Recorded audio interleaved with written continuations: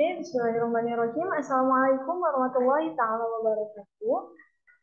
Sebelumnya perkenalkan, nama saya Ani Kurniasi dari Prodi PAI semester 6. Pada video kali ini, saya akan menjelaskan sedikitnya mengenai inovasi ekstrakurikuler, yang mana video ini merupakan salah satu tugas dari mata kuliah inovasi kurikulum.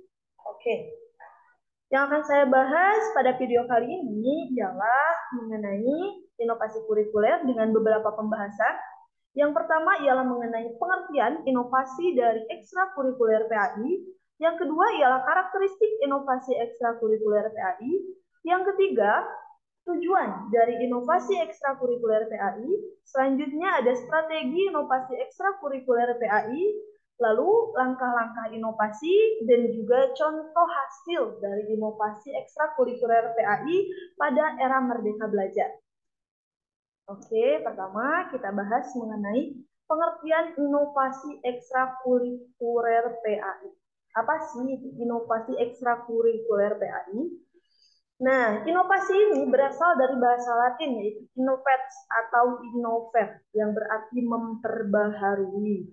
Nah, kegiatan ekstrakurikuler itu merupakan kegiatan pendidikan di luar ketentuan kurikulum yang berlaku, akan tetapi bersifat pedagogis dan menunjang pendidikan dalam menunjang ketercapaian tujuan sekolah.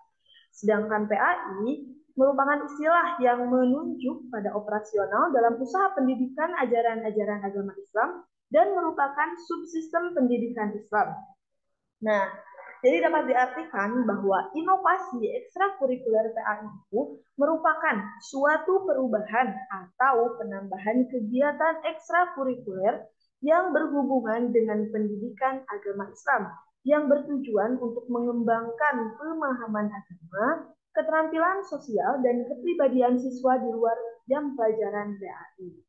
Oke, selanjutnya seperti apa sih karakteristik dari inovasi ekstrakurikuler PAI itu? Yang pertama, karakteristiknya itu ialah berbasis pada nilai-nilai agama, tentunya ya. Yang kedua, berorientasi pada pembentukan karakter peserta didik. Selanjutnya ialah karakteristik dari inovasi ekstrakurikuler ini ialah menarik minat siswa, lalu sesuai dengan kebutuhan dan minat siswa, dan juga terpadu dengan kurikulum. Tentunya harus menyesuaikan dengan kurikulum, ya meskipun di luar jam pelajaran. Oke, karena eh, ekstrakurikuler ini juga membantu, sangat membantu untuk meningkatkan pemahaman siswa, ya. Gitu. Selanjutnya, apa sih tujuan dari inovasi ekstrakurikuler PAI ini? Nah, dengan adanya inovasi ini pada ekstrakurikuler PAI tentunya bertujuan untuk yang pertama, meningkatkan pemahaman siswa terhadap nilai-nilai agama dan kearifan lokal serta mengembangkan karakter positif siswa. Yang kedua ialah meningkatkan karakter santri melalui kegiatan ekstrakurikuler yang berbasis pada nilai-nilai agama. Selanjutnya ialah meningkatkan karakter siswa melalui kegiatan ekstrakurikuler yang berorientasi pada nilai-nilai agama Islam.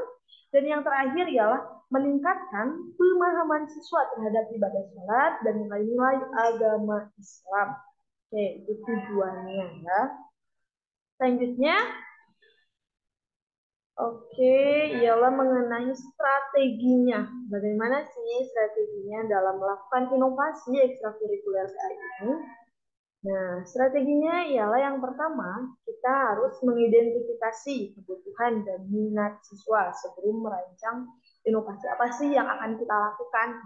Jadi kita harus paham dulu nih kebutuhan dan minat siswanya bagaimana. Yang kedua ialah kita harus berkonsultasi dengan guru PAI tentunya karena memang berbasis pendidikan agama Islam juga gitu. Yang ketiga ialah kita harus melibatkan siswa dalam proses perencanaan dan pelaksanaan. Kenapa sih siswa harus dilibatkan?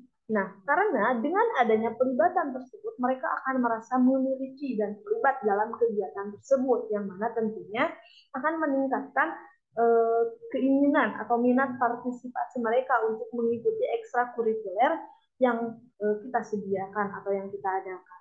Selanjutnya ialah kita harus menggunakan media yang menarik dan inovatif dan juga melakukan evaluasi dan revisi agar terus berkembang. Kita lebih tahu di mana kekurangan dan kelebihannya. Betul. Oke, selanjutnya ada langkah-langkah inovasi ekstrakurikuler PAI. Bagaimana langkah-langkahnya? Yang pertama, kita harus mengidentifikasi kebutuhan siswa. Yang kedua, kita harus mendesain kegiatan ekstrakurikuler. Yang ketiga, mempersiapkan fasilitas dan peralatan yang akan dibutuhkan dan akan digunakan. Selanjutnya adalah merekrut dan pelatihan pengajar. Lalu, pelaksanaan ekstrakurikuler. Jadi memang harus dirancang dengan sangat baik agar ketika kita melaksanakan apa yang telah kita rancang itu juga terlaksana dengan baik ya dan berbuah memiliki hasil gitu dari hasil perencanaan ekstrakurikuler yang kita inovasi itu. Selanjutnya ialah contoh hasil inovasi ekstrakurikuler PAI di era Merdeka Belajar. Oke, contohnya apa saja? Contoh yang saya temukan ini tentunya saya sesuaikan dengan kurikulum era Merdeka Belajar ya. Yang pertama ialah adanya kelas online tafsir Quran. Nah, kelas online tafsir Quran ini tentunya berbasis teknologi ya, karena diadakannya juga secara online, namun juga dapat bermanfaat, dapat menambah pemahaman siswa, baik mengenai teknologi dan juga mengenai tafsir Quran, yang mana sebagai suatu ekstrakurikuler di sebuah sekolah.